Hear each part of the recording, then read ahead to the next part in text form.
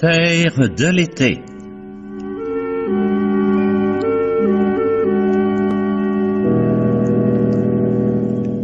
Parmi les mystères passés, Pierre Billard a choisi pour vous ce soir Au premier de ces messieurs, film radiophonique de Louis Rognoni, avec Lucien Natte, Louis Arbessier, André Dacy, Jean Mauvet et Michel Bouquet.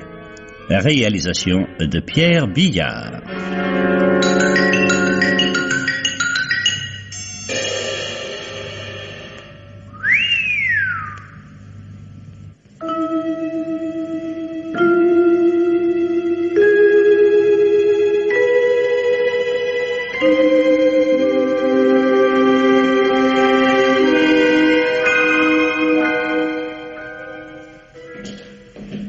À quel étage? Au 7e, monsieur le commissaire. J'appelle l'ascenseur, il est resté là-haut. Ça ne m'étonne pas, les flics ne renvoient jamais l'ascenseur, c'est bien connu. Ah, j'ai pris sur moi de vous téléphoner, monsieur le commissaire. Pourquoi t'excuser, pied chaud? Tu as très bien fait. Oui, mais je sais que le mercredi soir, vous jouez au bridge assez tard, alors j'ai hésité avant de vous appeler de si bonne heure. Mais comment sais-tu que je joue au bridge tous les mercredis? Tu me fais surveiller? Oh, patron. Allez, allez-y, patron. Et les enfants, ça va? Bah, l'aîné, celui qui va en classe à la rougeole. Alors les autres vont pas tarder à l'attraper. Dans un certain sens, ça vaut mieux, va. Tu seras débarrassé d'un seul coup. Et qui a découvert le corps? La femme de ménage. Nous lui avons demandé de rester, vous allez la voir. Ça lui fait combien, ton aîné? 8 ans. Déjà. Quel genre, la femme de ménage? Bon, classique. Tout à fait classique. C'est-à-dire? Bah, une femme de ménage, quoi. Et tu ne joues pas au bridge, toi? Ah non, monsieur le commissaire, non. Oh, dommage. J'aurais pu te raconter un coup vraiment sensationnel. Racontez toujours. Ah non. J'aime qu'on comprenne quand j'explique. La victime? Étranglée avec un bras de soie. Ce n'est pas ce que je te demande. Qui est-ce? Yvonne Mercier. Née Rivière, 29 ans. Profession? Sans profession. Ah. Oh, ce n'est pas ce que vous pensez, monsieur le commissaire. Non, c'est une femme du monde. Oh, c'est parfois pire. Ah, allons-y.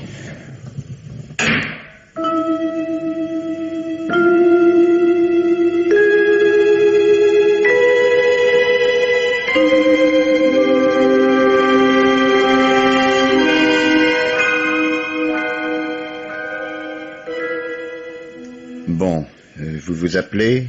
Dio. Dio Alice. Alice Dio. C'est vous qui avez découvert le corps de votre patronne? Oui, monsieur.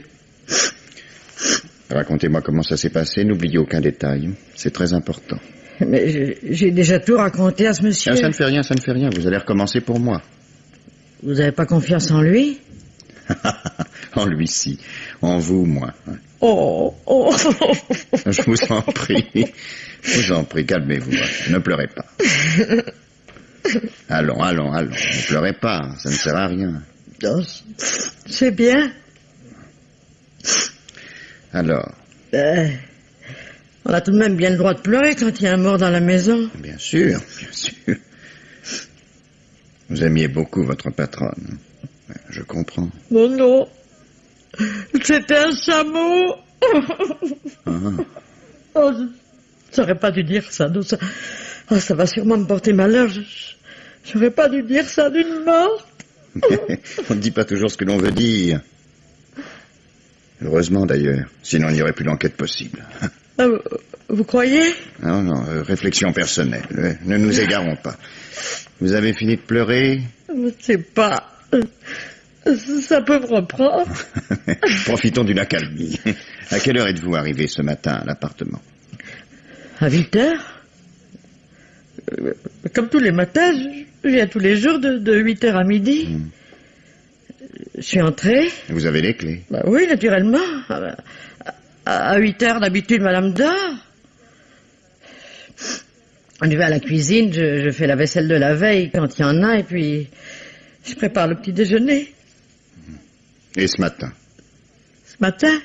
Oui, ce matin. Comment les choses se sont-elles passées? Ben, j'ai ouvert la porte. Comment? Avec les clés, pardi. Vous n'avez rien remarqué d'anormal? Non. Ah, mais si. Si, vous m'y faites penser. Ah, vous voyez bien. Oui, le verrou de sûreté n'était pas fermé. Et à la serrure ordinaire, on l'avait même pas donné un tour de clé. Comme si on avait tiré la porte de l'extérieur. Oui, c'est ça. Ah, mais... Vous pensez à tout. Ah, c'est mon métier. Ensuite, je suis entré. Elle était là étendue près de la porte du salon. Ça m'a fait un drôle de faux cœur. Hein. Alors, je suis redescendu chez la concierge et c'est elle qui a prévenu la police pendant que moi, je téléphonais à ces messieurs. Ces messieurs? Comment ça, ces messieurs? Oui, madame était plus ou moins en instance de divorce. Elle vivait seule dans cet appartement. Alors, j'ai prévenu son mari et puis l'autre. Enfin, l'autre monsieur. Eh bien, chère madame, puisque vous les avez prévenus, c'est que vous avez leurs adresses. Oui, naturellement. Alors, vous allez nous donner l'adresse du premier de ces messieurs, hein?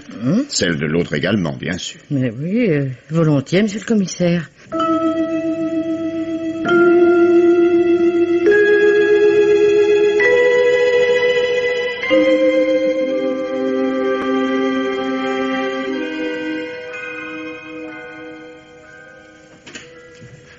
Entrez, messieurs. Asseyez-vous. Merci. Docteur, vous connaissez le but de notre visite. La femme de ménage vous a téléphoné ce matin. J'étais en pleine opération, une césarienne assez délicate, et je n'étais averti que tout à l'heure en sortant de la salle. C'est épouvantable. Je pense, docteur, que vous ne refuserez pas de nous fournir tous les éléments susceptibles de nous permettre de mener une enquête rapide. Bien entendu, monsieur le commissaire. Pour nous, Yvonne Mercier et votre femme est encore une inconnue. Et nous voudrions la mieux connaître. Que puis-je vous dire et par où commencer? Vous étiez son mari. Oui, il y a 2 mois environ, Yvonne a décidé de quitter le domicile conjugal. Elle avait acheté un appartement boulevard Gouvion-Saint-Cyr et s'y est installée. Depuis cette date, je ne l'ai plus revue. Vous ne l'avez jamais revue? Non, pas depuis 2 mois. Vous aviez l'intention de divorcer? Yvonne voulait divorcer, mais nous n'avions pas encore entamé la procédure. Docteur, simple formalité bien entendu. Pouvez-vous me dire où vous étiez dans l'après-midi de mercredi? Hier après-midi? Oui, docteur. Et rien de plus simple, je consulte mon carnet. Le matin, je suis passé ici, à la clinique. Ensuite, j'ai déjeuné chez moi, à Louvciennes. Puis j'ai visité quelques malades et je suis revenu à la clinique. Il était 5 heures. 5 heures? 5 heures ou 5 heures et demie, je ne peux pas être plus affirmatif. Je n'imaginais pas qu'on allait me demander mon emploi du temps dans cette journée. Vous comprenez bien, docteur, que si je suis obligé de vous demander des précisions, c'est dans l'intérêt de l'enquête. Mais je comprends. Il est nécessaire également que je note dans mon rapport les noms et les adresses des malades que vous avez visités. Ma secrétaire va vous en donner la liste, monsieur le commissaire. Merci.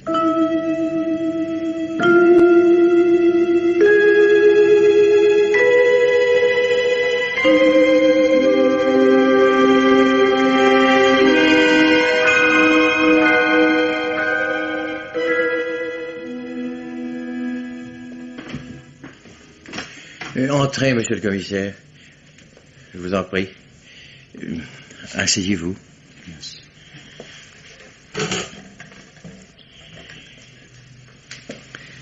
Je n'aurai pas l'hypocrisie de vous demander le but de votre visite.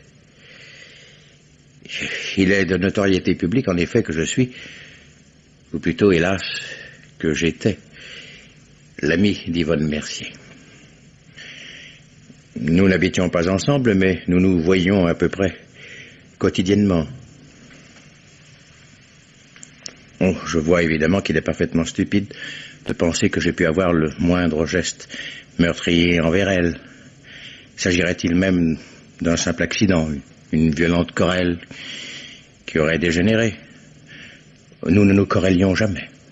Enfin, jamais au point d'en venir à ces manières de portefaix. Je sais tout cela, évidemment, mais hélas, je suis le seul à le savoir. Alors je suppose que vous allez me demander des précisions sur mon emploi du temps de la journée d'hier. Ah, supposition tout à fait exacte, maître. Oh, mais je vais vous donner ces précisions, monsieur le commissaire. Dès que j'ai appris la mort horrible... Mais vous voulez dire quand la femme de ménage vous a téléphoné? Oui, en effet, c'est la femme de ménage qui... Pourquoi n'êtes-vous pas venu immédiatement? Mais j'étais avec un client. À 8 heures du matin. Mais oui, monsieur le commissaire. Bref, voici mon emploi du temps de la journée d'hier. Dans mon cabinet jusqu'à 12h30. Oui, ensuite au palais jusqu'à 16h, puis je suis revenu travailler ici. Le temps de venir en voiture du palais jusqu'à mon cabinet, avec les encombrements, il devait être 16h30, enfin 16h35 environ. Vous êtes certain de l'heure? Oh, absolument certain, monsieur le commissaire. À 5 minutes près, bien entendu.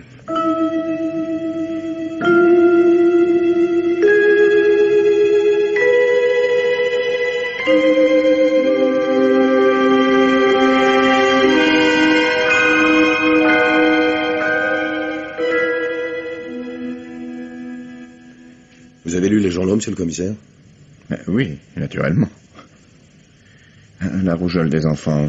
Le toubib dit qu'il faut attendre plusieurs jours d'incubation. Ah, oui, comme pour une enquête. C'est ma femme qui est la plus fatiguée, d'autant qu'elle est plutôt de santé fragile. Pourquoi me parlais-tu des journaux? Il n'y a pas une ligne sur le crime du boulevard Gouvion-Saint-Cyr. Et tu t'en plains? Non, bien sûr. Ouais. Que veux-tu? Yvonne Mercier n'avait sans doute pas l'étoffe d'une vedette. Tu devrais les envoyer à la montagne. Et qui? Ah, pas les journalistes, bien sûr. Sa femme et tes enfants. Oui, mais après. Après l'enquête? Après l'enquête, oui, mais surtout après la rougeole. Et ça avance? Je vous ai déjà dit que le toubib... Mercier. Le mari d'Yvonne Mercier. Parfaitement. Ne l'appelle pas le toubib, cela porte à confusion. Chaque fois, je crois qu'il s'agit du médecin légiste. Oui, mais je ne parlais pas du médecin légiste non plus. Ah, mais de qui parlais-tu alors? Du médecin qui soigne mes enfants. Écoute, Piéchaud, sois raisonnable. Hein? Je t'ai demandé des nouvelles de ta famille, tu m'en as donné. Tu sais très bien que s'il te faut quelques jours de congé pour conduire les tiens à la montagne, je donnerai un avis favorable. Alors, revenons à l'enquête, veux-tu? Et c'est vous qui m'embrouillez, monsieur le commissaire, avec votre manière de poser des questions. Allons. Pas de flatterie entre nous. Que diable, hein? Nous sommes du bâtiment. Tu me parlais du toubib. Oui, bien sûr. Et pour nous, enfin pour l'enquête, il n'y a qu'un seul toubib qui compte. C'est le médecin légiste. Non, c'est le docteur Mercier, le mari de la victime Yvonne Mercier. J'ai vérifié. Eh bien, il a menti. Il n'a pas d'alibi pour l'heure du crime. Mais c'est magnifique. C'est bizarre comme il faut arracher les mots de la bouche. Le docteur Mercier a menti. Il n'a pas d'alibi. Eh bien, tu vas le convoquer. Mais ce qu'il y a de curieux... Il n'y a vraiment rien de curieux. Il a menti, il n'a pas d'alibi. Je commence à comprendre pourquoi les journalistes se sont désintéressés de ce crime. Mais c'est pas ce que je voulais dire, monsieur le commissaire. Ah? Oui. Yvan Baudricourt, l'avocat, lui aussi a menti. Il n'a pas d'alibi non plus. Ah. Eh bien, convoque-les tous les deux.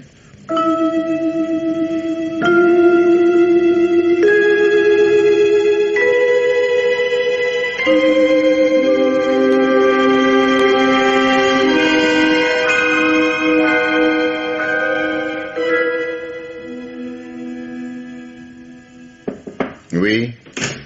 Monsieur le commissaire, maître Yvan Baudricourt. Faites entrer. Par ici, monsieur. Merci. Asseyez-vous. Merci.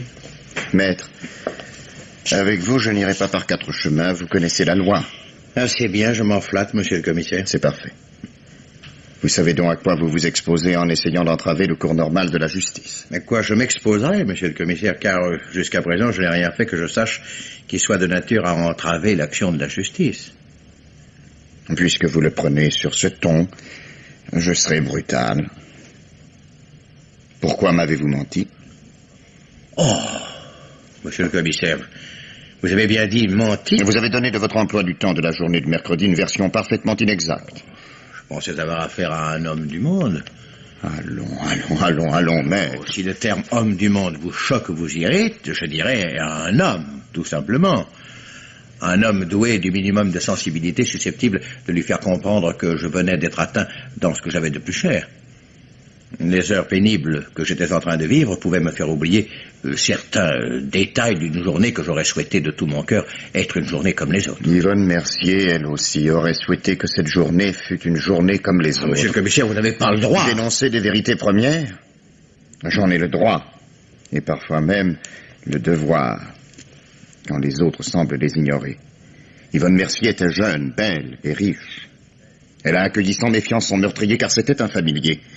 Un intime, peut-être. Voulez-vous que je vous le dise? Cette comédie, monsieur le commissaire, est ignoble. Une jeune femme est morte assassinée. C'est l'assassin qui est ignoble, pas moi. Mais cet assassin, que faites-vous pour l'arrêter? Rien. Absolument rien. Vous préférez torturer des innocents que le chagrin bouleverse et qui se trompent dans leurs déclarations. La belle affaire. Allons, maître, soyons sérieux. Nous ne sommes pas aux assises. Y aurait-il une vérité aux assises et une autre dans ce cabinet? Je comprends que votre amour-propre professionnel soit blessé, monsieur le commissaire. L'assassin court toujours. Je ne vous le reproche pas, mais encore une fois, pourquoi mettre des innocents à la torture? Est-ce vraiment vous mettre à la torture que de vous faire remarquer que vos souvenirs de la journée de mercredi ne cadrent pas avec la matérialité des faits? Avouez donc tout de suite que vous m'accusez. Dans ce bureau, ce n'est jamais moi qui avoue. Le mot est malheureux, je le reconnais, mais le fait est là. Vous m'accusez, moi, d'avoir tué Yvonne Mercier. Je vous demande simplement de me dire ce que vous avez fait dans la journée du mercredi. Mais est-ce que je sais? J'ai répondu n'importe quoi pour me débarrasser de vous. Yvonne morte, j'avais tout perdu, j'étais comme fou. La vie n'avait plus de signification pour moi. La vie, plus de signification, cher maître. Ce n'est pas très aimable pour la jeune Sophie Cossé-Dupeyrat. Vos fiançailles doivent être rendues publiques à la fin du mois. Ah, vous savez. Il n'y a pas toujours que les gens du monde qui s'intéressent au grand mariage. Moi, c'est mon côté midinette. Mais revenons à cette journée de mercredi. Oh. Après tout, pourquoi essayer de ruser davantage? Moi, qui sais généralement conseiller utilement mes clients, je me rends compte que je suis un bien piètre avocat pour moi-même. Je vous écoute. N'importe qui serait entré dans mon bureau et m'aurait demandé conseil. N'importe qui m'aurait raconté cette histoire. Mon histoire, eh oui. Il faut que je m'en persuade, c'est mon histoire. À cet inconnu, j'aurais dit de ne rien cacher à la police. Je lui aurais dit de dire ce que je vais vous dire, monsieur le commissaire. Je vous écoute. Mercredi à 5 heures, j'étais boulevard Gouvion-Saint-Cyr. Oui, j'étais là-bas. Quelques minutes auparavant, j'avais téléphoné à Yvonne pour savoir si elle était chez elle et si je pouvais la rencontrer. Elle m'a dit de venir et je suis venu. Sur le palier, je m'apprêtais à sonner quand j'ai remarqué la porte entr'ouverte. J'ai sonné quand même pour ne pas la surprendre et je suis entré en criant son nom. Oh, je n'ai eu que 2 pas à faire. Là, près de la porte du salon, elle était étendue, sans vie. Rapidement, j'ai parcouru les autres pièces pour voir si son assassin ne s'y dissimulait pas. J'ai dû me rendre à l'évidence. J'étais seul dans l'appartement avec Yvonne morte. Je me suis dirigé vers le petit meuble qui supporte le téléphone. J'ai décroché le combiné.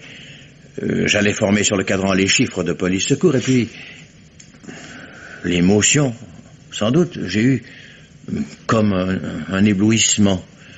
L'index pointait sur le chiffre 1 du cadran. Je ne pouvais pas me résoudre à amener mon doigt contre le butoir métallique. J'étais comme paralysé. Déformation, ou plutôt malformation professionnelle. Subitement, j'ai pris conscience que j'étais seul dans l'appartement avec Yvonne morte. Alors j'ai fui. Oui, j'ai fui comme un imbécile, comme le dernier des crétins, me conduisant exactement comme je le reprocherais à n'importe quel client qui viendrait me trouver en me racontant une histoire semblable.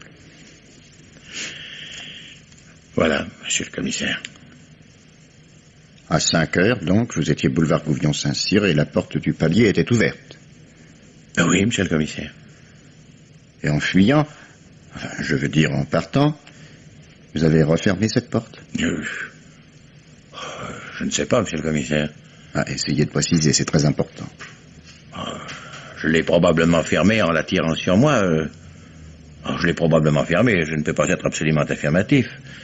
Vous pensez, dans l'état où j'étais, je dois l'avoir fermée. Enfin, j'ai cru la fermer.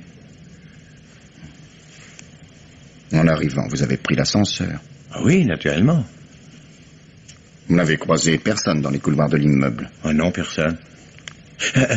Attendez, monsieur le commissaire, c'est-à-dire...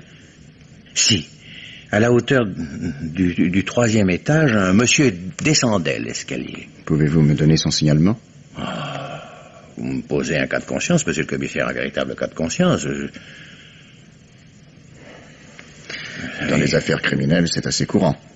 Je sais bien que pour vous, monsieur le commissaire, ce signalement est important, mais sincèrement, je suis incapable de vous le donner.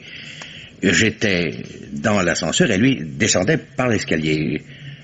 Assez vite, autant que je me souvienne. Il devait s'agir d'un homme encore jeune, 30, 35 ans. Connaissez-vous le docteur Mercier, le mari d'Yvonne Mercier? Non. Enfin, très peu. Il m'a été donné de le rencontrer une fois ou deux chez des amis. Je n'ai pas éprouvé le besoin de faire plus ample connaissance avec lui. Il faudrait être vicieux pour trouver du piquant à ce genre de situation. Vous allez passer dans le bureau à côté en compagnie de l'inspecteur Piéchaud. Vous établirez ensemble votre déclaration. Mais, monsieur le commissaire... Vous êtes avocat, vous connaissez l'importance de cette déclaration? Bien sûr, monsieur le commissaire. J'ai cependant quelques rendez-vous importants et L'affaire qui nous occupe est, elle aussi, très importante. C'est-à-dire, on m'attend dans le cabinet d'un juge d'instruction. Je dois assister un client et je ne voudrais pas que ce malheureux souffrît de la mauvaise humeur du juge, que mon retard pourrait indisposer. Vous téléphonerez au juge. Je suis persuadé qu'il se montrera compréhensif. À tout à l'heure, maître.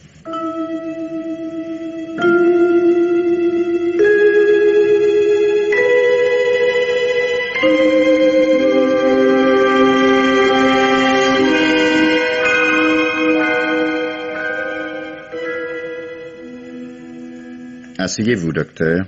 Merci. Docteur, avez-vous déjà eu affaire à la police? Mais, monsieur le commissaire... Répondez franchement. Ceci n'est pas un piège. Et quand bien même s'agirait-il d'un piège, le mieux de toute façon, c'est de répondre franchement. Eh bien, je vais vous répondre franchement. Monsieur le commissaire, je n'ai jamais eu affaire à la police et je ne connais de ces méthodes que ce qu'ont bien voulu m'en dire les auteurs de romans policiers. Vous lisez beaucoup de romans policiers? Oui, beaucoup. Médicalement, je les trouve infiniment moins nocifs que les somnifères. Vous n'avez jamais pensé que cette lecture pourrait un jour vous être utile et profitable? Dans l'exercice de ma profession? Non, non. Non, dans la vie. Je ne dirais pas dans la vie courante, ce serait exagéré. Ce n'est pas tous les jours, Dieu merci, qu'on est... Enfin, que vous êtes mêlé à un crime. Vous n'avez pas pensé au roman policier que vous avez lu en vous rendant à ma convocation? Si, bien sûr. Oh, une cigarette? Volontiers. Merci. Pardon, l'allumette craquée. Ça aussi, ça fait partie du rituel. Les cinéastes en profitent généralement pour en tirer des effets d'éclairage. Je suppose, monsieur le commissaire, que ce n'est pas pour discuter de romans ou de films policiers que vous m'avez convoqué. Non, non, c'est bien évident. Voyez-vous, docteur, tout à l'heure, en vous posant ma première question, j'étais si loin de vous tendre un piège qu'en fait, je vous offrais une chance.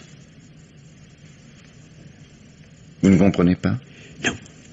Non, absolument pas. Moi aussi, je connais bien la littérature policière. Certains auteurs me font l'honneur de venir parfois me demander des conseils.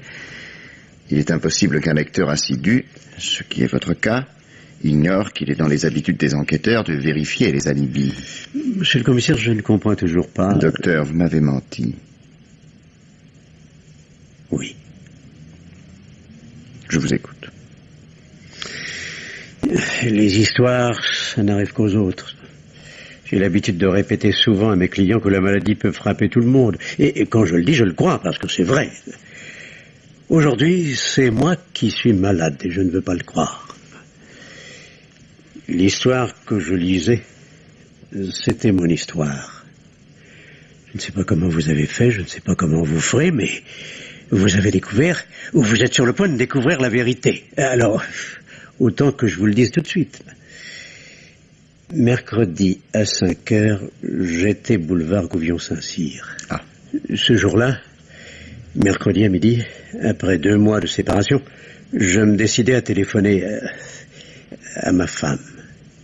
Il fallait prendre une décision au sujet du divorce. Certains intérêts en jeu. Oui, sous quel régime étiez-vous marié? Une séparation de biens.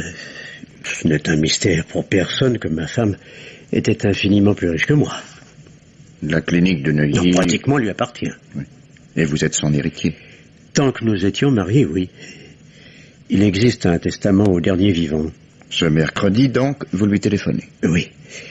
Nous nous étions quittés en bons termes. Le plus simple, avant même de contacter nos avoués, était de nous rencontrer. Elle m'a donné rendez-vous à 5 heures. Arrivé sur son palier, je m'apprête à sonner, quand je remarque que sa porte est entr'ouverte. Je sonne quand même. Je ne suis jamais venu dans cet appartement, et bien qu'elle fût encore légalement ma femme, ce n'était pas une raison pour rentrer comme ça chez elle. Au bout d'un certain temps, ne recevant pas de réponse, je suis entré.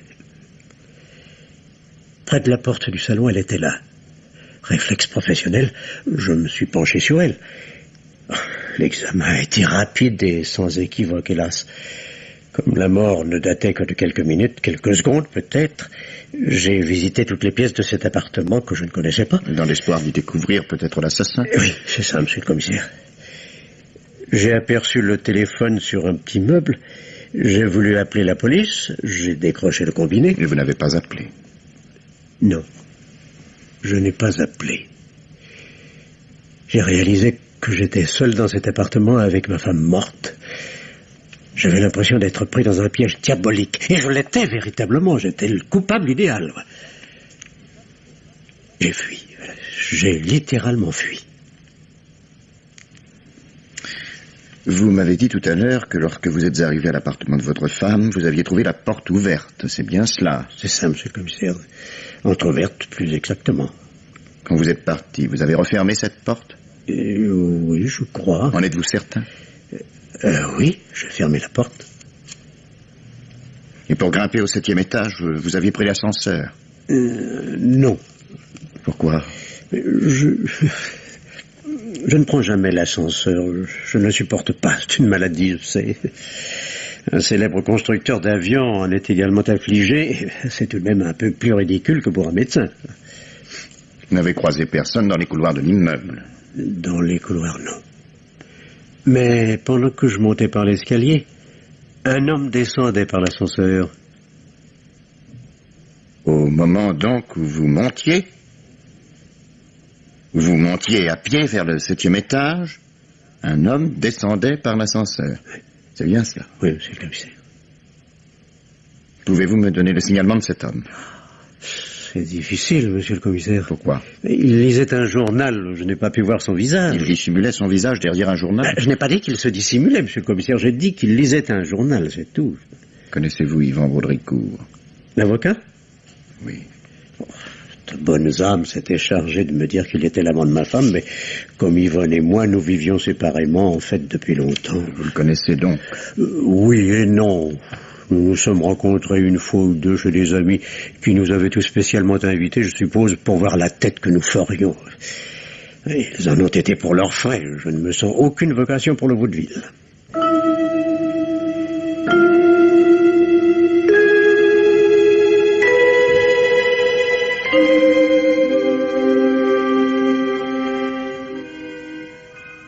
Pied chaud. Monsieur le commissaire? Fais monter les sandwichs et les demi. Ah, pensez qu'il y en a encore pour longtemps? Non, moi j'ai faim. Tu as téléphoné à ta femme? Ah non, pourquoi, monsieur le commissaire? Tu devrais le faire. Une femme seule à la maison avec des enfants malades. Mais j'ai pas eu le temps, monsieur le commissaire. Fais-le. Oui. Je vais d'abord commander les sandwichs et les demi. Mais commence par ta femme. Ce sera plus gentil. Bien. Jambon sans beurre, pour moi. Le cholestérol? Non, le beurre de la brasserie là en bas. Mais je ne veux pas t'en dégoûter. Le salaud. Il avait tout de même bien combiné son coup. Mais qui ça, monsieur le commissaire? Mais l'assassin d'Yvonne Mercier, pardi. Vous le connaissez? Oui. Oui. Et toi aussi, puisque tu as fait toute l'enquête avec moi. Oui, c'est-à-dire que je n'ai pas eu le temps d'avoir une vue d'ensemble. Ces deux déclarations absolument identiques, c'est vraiment troublant. Très, je te l'accorde. Comment est-ce possible? L'innocent dit la vérité. Il s'est véritablement conduit comme il nous le dit. Et le coupable s'est contenté d'imaginer comment se conduirait l'innocent. C'est assez astucieux. Et maintenant, vous attendez l'aveu du coupable? Même pas. Je peux me passer d'un aveu. J'ai de quoi le conduire aux assises et sans risque d'erreur judiciaire, même s'il n'avoue pas. Ce serait tout de même mieux. Évidemment. Alors n'oublie pas. Oui, jambon sans beurre. C'est noté. Non, n'oublie pas d'appeler ta femme et dis-lui que ce soir tu rentreras de bonne heure à la maison. Ouais, ça, jamais je lui dirai une chose pareille, alors. Dites que je suis superstitieux, c'est peut-être vrai, mais je ne peux pas tenter le diable. Ou les assassins. Cela revient parfois au même.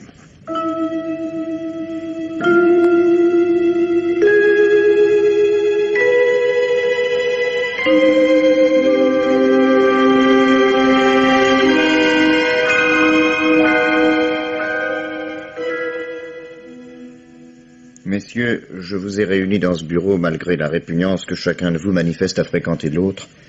Mais nous ne sommes pas dans un salon. Et il ne s'agit plus d'escarmouches à base de mots méchants.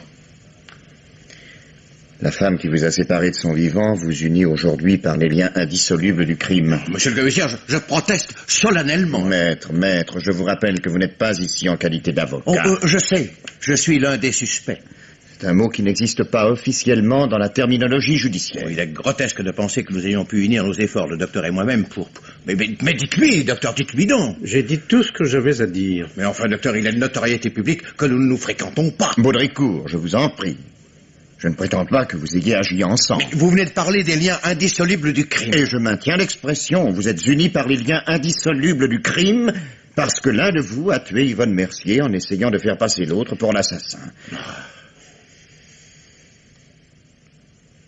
L'assassin a tenté un crime parfait d'une nature assez originale, le crime parfait à l'erreur judiciaire. Les jurés ne pouvaient pas ne pas condamner l'innocent. Vous n'avez pas de questions à poser, maître? Mais non, monsieur le commissaire. J'attends la suite de votre démonstration. Et vous, docteur? Moi, j'avoue, monsieur le commissaire... Hein? J'avoue que je ne comprends pas très bien où vous voulez en venir. Puisque vous êtes tous les deux d'accord... Et avec votre permission, messieurs, je poursuis. Et je poursuis par le portrait de l'assassin. C'est un familier de la victime. Et il est absolument impossible de faire rejaillir la responsabilité du crime sur une troisième personne. Le compte en banque de la défunte a été minutieusement examiné. L'expert de la compagnie d'assurance chargé de garantir Yvonne Mercier contre le vol de ses bijoux, fourrures et tableaux m'a donné son rapport. Il ne manque pas une petite cuillère de vermeil. Le vol n'a donc pas été le mobile. Un rôdeur, même surpris par un coup de sonnette, aurait eu le temps de s'emparer de ce collier de perles qu'il avait, si j'ose dire, à portée de la main, puisque la victime est morte étranglée. Je vous le rappelle. Et puis, il n'aurait pas laissé la porte ouverte. Car cette porte palière était ouverte. Mais absolument, je l'indique d'ailleurs dans ma déposition. C'est exact, la porte était ouverte. Mais, vous permettez, comment se fait-il que le docteur puisse prétendre... Et vous-même, alors? C'est vrai, messieurs, je conçois votre surprise. J'ai omis de vous préciser qu'à 2 ou 3 détails près, vos 2 dépositions sont rigoureusement identiques. Mais nous y reviendrons tout à l'heure. Autre trait de caractère de l'assassin, ce familier de la victime est un homme intelligent. Vous l'êtes tous deux. Je vais vous raconter maintenant comment cet assassin a procédé d'une manière intelligente. Je vous écoute. Merci, maître. L'assassin qui a froidement et méticuleusement préparé son coup a tout pesé, même ce qui est réputé impondérable. Il sait que, quelles que soient les précautions prises, le concierge, un voisin, un livreur peut le croiser dans l'escalier ou dans l'ascenseur. Son signalement, même vague, peut mettre la police sur sa piste. Alors, après une tentative sans illusion pour se créer de faux alibis, il avoue s'être rendu sur les lieux du crime à l'heure du crime. Mais aucun médecin légiste ne peut fixer à la minute près le moment du crime. Alors, la remarque du docteur est exacte. Oui, mais inutile. N'importe quel inspecteur débutant sait cela. Les lecteurs de romans policiers également. Je ne lis jamais de romans policiers. Vous trouvez plus passionnant de les vivre? C'est une remarque assez déplacée venant de votre part, docteur. Messieurs, il suffit. Laissez-moi poursuivre ma démonstration. L'assassin est donc intelligent. Il se méfie des témoins qui peuvent le rencontrer dans l'immeuble ou aux alentours immédiats de l'immeuble. Il connaît beaucoup de monde. L'un de ses clients, vous avez l'un et l'autre des clients, messieurs, L'un de ses clients qui l'aurait aperçu dans la rue suffirait à le compromettre. C'est un risque qu'il ne veut pas courir. Son raisonnement est le suivant. Après avoir étranglé Yvonne Mercier, il suppose qu'il entre dans l'appartement après le crime. Et fait le récit de ce qu'il aurait fait s'il avait trouvé la jeune femme morte. Oh, c'est risqué, très risqué. C'est intelligent. L'homme est un grand connaisseur de l'âme humaine, puisque le comportement qu'il a décrit comme étant le sien a été en fait très exactement celui de l'homme qui est venu après lui. Puisque vos deux dépositions, messieurs, sont mot pour mot ou presque identiques. L'un de nous deux a donc menti. Oui. Oui, et habilement menti en reconstituant par induction ce qu'allait dire l'autre. Si je découvre ce menteur, j'aurais du même coup découvert l'assassin. Alors, ce n'est pas moi, je dis la vérité. Mais traitez-moi de menteur pendant que vous y êtes. Vous aimez mieux que je vous traite d'assassin? Oh, monsieur le commissaire, je ne me laisserai pas insulter. Qui proteste? À qui profite le crime? Pas à moi, je suppose. Il faudrait tout de même penser à qui profite le crime. La clinique de Neuilly, par exemple. Mais c'est à mon tour de vous interdire. Messieurs... Mais c'est trop facile. Ma parole vaut bien la vôtre. Quand je suis arrivé, la porte du palier était ouverte. Quand je suis arrivé, la porte était ouverte et Yvonne était morte. Et en montant au 7e étage, j'ai vu un homme descendre par l'escalier. Vous étiez dans l'escalier, vous avez entendu, monsieur le commissaire. Il avoue qu'il était dans l'escalier. Alors que moi, j'étais dans l'ascenseur. Et alors? Bien sûr, j'étais dans l'escalier. Et moi dans l'ascenseur. Dans l'ascenseur. Vous entendez, monsieur le commissaire? Dans l'ascenseur. Mais j'entends parfaitement. Dans l'ascenseur, oui. Mais un ascenseur qui se dirigeait vers le rez-de-chaussée. Vous descendiez. Je montais. C'est vous qui descendiez. C'est moi qui montais et vous qui descendiez. Enfin, monsieur le commissaire, je vous fais jure. Ah, merci pour l'avancement. À qui feriez-vous croire que lorsque deux hommes se croisent, l'un dans l'ascenseur, l'autre dans l'escalier, à qui feriez-vous croire que c'est l'homme qui est dans l'escalier qui monte, tandis que c'est celui qui est dans l'ascenseur qui descend? On peut à la rigueur descendre du 7e étage à pied. On n'y monte pas, mais c'est illogique. Personne ne monte à pied au 7e étage. Si, moi. Allons donc. Vous pouvez interroger mes amis ou mes infirmières. Tout le monde sait que je ne mets jamais les pieds dans un ascenseur. Et qu'est-ce que ça prouve? Mais rien, messieurs. Absolument rien. Étant donné qu'aucun d'entre vous n'a déclaré formellement avoir rencontré l'autre. Vous avez parlé tous deux d'un homme dont vous étiez incapables de me donner le signalement. Mais alors, il se pourrait tout de même que... Je vous ai dit pourquoi je ne croyais pas à l'intervention d'un troisième personnage. Tout à l'heure, maître, vous avez évoqué un vieux principe de l'enquête criminelle. À qui profite le crime? Mais cela me semble essentiel, étant donné que jusqu'à présent vous n'avez d'autres éléments pour étayer une inculpation que ma parole contre celle du docteur, et l'une valant l'autre. Il me semble tout de même, monsieur le commissaire, qu'un simple raisonnement pourrait vous mener à la solution indiscutablement. Oh, je voudrais bien savoir comment. C'est élémentaire. Bon, supposons le problème résolu. Je vous prie de m'excuser si je choisis une première hypothèse qui me tient à cœur. Mais supposons que je sois l'innocent. Et pour Dieu, je le suis. Mais je dis simplement supposons pour ne vexer personne. Alors, tout devient remarquablement limpide. Si j'ai pu entrer dans l'appartement, c'est parce que l'assassin a laissé la porte entrouverte derrière lui. Moi, je la ferme en m'en allant. Et le lendemain, la femme de ménage trouve la porte fermée, donc je suis venu le dernier. Mais pas pu venir après moi, puisque j'ai fermé la porte. Et si vous n'êtes pas venu après moi, c'est que vous êtes venu avant. Merveilleux raisonnement en vérité, et qui repose sur votre seul témoignage. J'ai fermé la porte en m'en allant. Mais moi aussi, j'ai déclaré que j'avais fermé la porte en m'en allant. Non, pas tout à fait.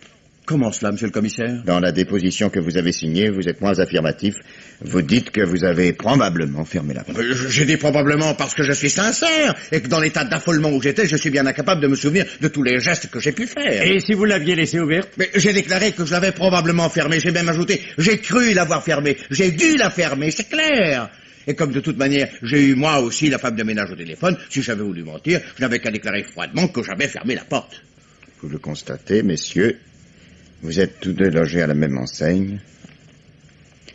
Et seul votre propre témoignage peut vous innocenter. Et comment a-t-il pu deviner que j'adopterais cette conduite absurde, la fuite? Oh, docteur, je vous retourne la question. Bien inutilement. Ce n'est pas ainsi que nous parviendrons à la solution. Cette solution, vous la connaissez, monsieur le commissaire? Oui. Alors finissons-en rapidement. Je vous trouve bien nerveux, docteur. Et moi, je vous trouve bien calme pour un innocent victime d'une erreur policière. J'ai l'habitude de fréquenter la préfecture de police, et encore une fois, je pose la question, à qui profite le crime? Mais à vous deux, messieurs. À vous deux. Mais enfin, monsieur le commissaire, soyons sérieux. Qui est l'héritier d'Yvonne Mercier? Qui, à la veille d'un beau mariage, rencontrait des difficultés pour rompre avec une maîtresse exclusive et exigeante? Vous ne pouvez raisonnablement pas mettre en balance les deux mobiles quand on examine la fortune d'Yvonne Mercier. Allons, maître. Pour un avocat d'assises, vous faites bon marché des autres sentiments, en admettant même que vous ayez raison sur ce point, en admettant donc que le docteur Mercier est un mobile plus solide que le vôtre. Cela continue à ne rien prouver. Oh, tout de même. Cela continue à ne rien prouver. Vous, maître, qui avez l'habitude de la chose judiciaire, vous savez bien que j'ai raison. Quand un usurier est assassiné, le coupable n'est pas obligatoirement le débiteur qui doit la plus importante somme d'argent. Et puis, un mobile n'est pas une preuve.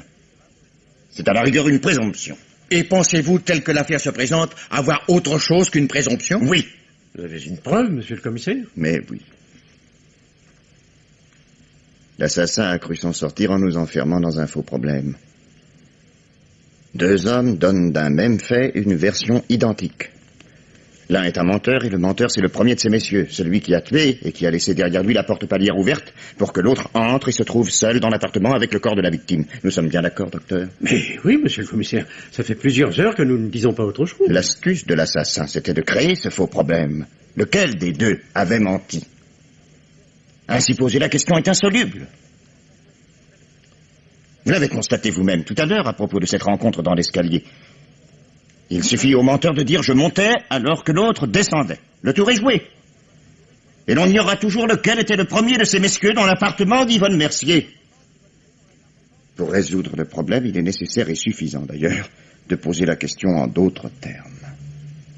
Non pas qui a menti, mais quel est celui de vous deux, messieurs, qui avait la possibilité de mentir? Ou encore, si vous préférez, lequel de vous deux savait que l'autre viendrait à 5 heures?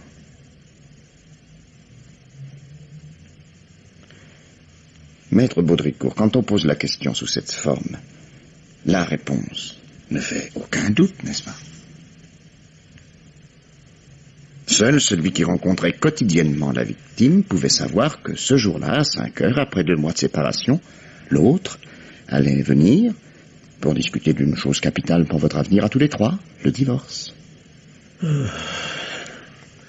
Mais depuis quand, monsieur le commissaire, êtes-vous parvenu à cette conclusion? Mais aussitôt après avoir eu vos 2 dépositions. Alors pourquoi cette pénible confrontation? J'espérais confusément que l'un de vous deux, le coupable ou l'innocent, peu importe, ait un mouvement de pitié. Ou de dignité, tout simplement.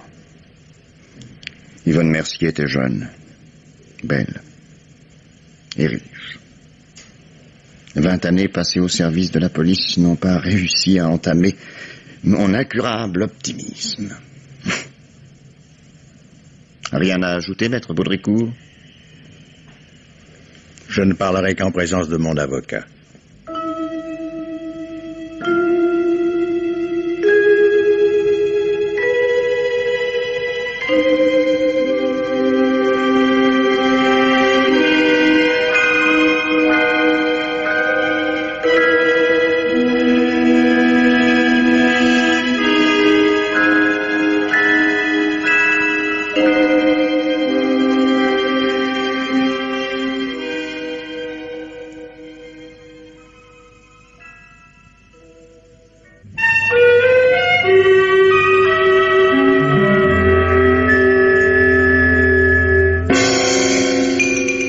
Parmi les mystères passés, Pierre Billard avait choisi pour vous, ce soir, Au premier de ces messieurs, film radiophonique de Louis Rognoni, avec Lucien Natte, Louis Herbessier, André Tincy, Jean Mauvais et Michel Bouquet.